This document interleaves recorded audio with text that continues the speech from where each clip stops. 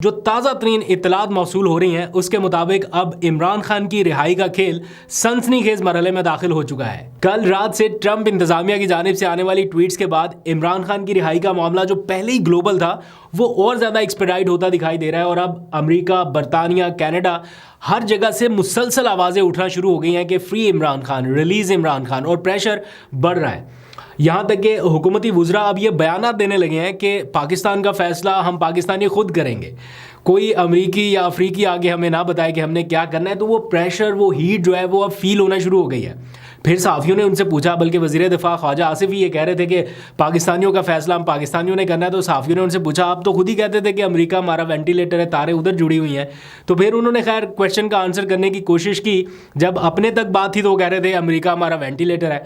अब इमरान खान से जुड़ा मामला तो वो कहते हैं नहीं, हम जनाब खुद ही करेंगे। तो इस वक्त मेन क्वेश्चन ये है कि क्या अमरीकी मुदाखलत का मामला अमरीकी मुदाखलत से ही हल होना है? ये इस टाइम डिस्कस हो रहा है टॉपिक। एनी हाउ, रात से पाकिस्तानी जो है वो रिचर्ड ग्रेनेल का शुक्रिया अदा कर रहे हैं। आपको पता है उन्होंने पहले रिलीज़ इमरान खान का ट्वीट किया, उसके बाद फिर फ्री इमरान खान का ट्वीट, वो जो जियो न्यूज़ की ट्वीट थी उसको कोट करते हुए, सारी डिटेल्स आपके पास है, मैं तफसील में नहीं जाता।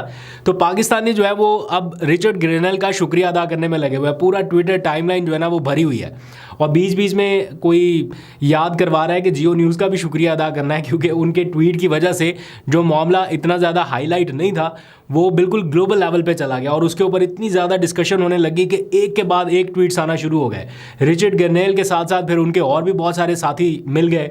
कोई जनाब इधर पार्लियामेंट से आ रहा है, कोई बरतानिया से आ रहा है, कोई इधर से लेटर लिख रहा है। तो ये सारी चीज़ें जो है वो बहुत ज़्यादा अब एक्सपेडाइट कर गई और इतने रीट्वीट्स, इतनी इंगेजमेंट। रिचर्ड ग्रेनेल भी सोचता होगा कि सारी ट्वीट्स को मिला के इतनी इंगेजमेंट पहले कभी नहीं मिली जितनी इंगेजमेंट सिर्फ इमरान खान का नाम लिखकर मिली है। तो हर कोई जाके नीचे शुक्रिया का ट्वीट कर रहा है कि जनाब आपने आवाज़ उठाई, आपका बड़ा शुक्रिया। वो मैं अभी देख रहा था आशिर बाजवा के कुछ आदाद-ओ-शुमार, तो उसके मुताबिक सिर्फ एक ट्वीट के बाद पाकिस्तान में 3 ट्रेंड्स शुरू हुए जो मुसलसल 11 घंटे से टॉप ट्रेंड पे हैं। Free Imran Khan, thank you Richard और 500 days of resistance, Imran Khan के जेल में गुजरे 500 दिनों की कहानी, ये सारा कुछ टॉप ट्रेंड पे है।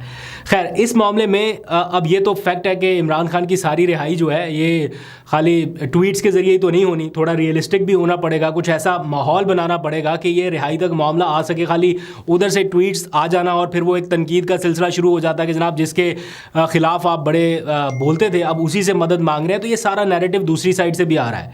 तो असल इस टाइम जो माहौल है वो मैं आपको बता देता हूँ। तलवार बामुकाबला तलवार, ये सीन इस टाइम चल रहा है। आसान लफ्ज़ों में समझा देता हूँ। इमरान खान ने मुज़ाकरात से कबल सिविल नाफरमानी की तलवार लटका रखी थी, जो अब से कुछ देर पहले ही उन्होंने कुछ टाइम के लिए होल्ड कर लिया, वापस ले लिया कि मेरे ये 2 मुतालबात हैं, मान लो एक जुडिशल कमीशन कायम कर दो 26 नवंबर के वाक़े पर और दूसरा कैदियों की रिहाई। अदरवाइज़ वो कहते हैं कि मैं इसकी कॉल का मतलब इम्प्लीमेंटेशन का ऐलान करूँगा। दूसरी जानिब एक और तलवार लटक रही है, वो ख़ुद इमरान खान साहब के ऊपर है, क्योंकि आज 190 मिलियन पाउंड का जो केस था जिसकी आज समाअत हुई वो तकरीबन कंक्लूड हो चुका। 99% वो केस कंप्लीट हो गया। फाइनल आर्गूमेंट्स जो थे वो भी हो गए और अब आखिरी जो मौका दिया गया है इमरान खान और बुशरा बीबी को कि वो अपने दिफा में कुछ कहना चाहें तो वो कल कह दें, उसके बाद इसका फ़ैसला महफूज हो जाएगा। ये सब कुछ इस वक्त हो रहा है जब बैरूनी दबाव बहुत ज़्यादा बढ़ गया है इमरान खान की रिहाई के लिए। तो अडयाला जेल की कवरेज करने वाले जो साफ़ी हैं ना, उनसे हमारी बातचीत होती है, पता चलाने की कोशिश करते हैं कि जज का क्या मूड है, अंदर क्या माहौल है। तो वो ये समझते हैं कि शायद इमरान खान को एक और सज़ा सुना दी जाए, बल्कि शायद की बजाय उन्हें काफ़ी हद तक ऐसा लग रहा है कि ये सज़ा सुना दी जाएगी।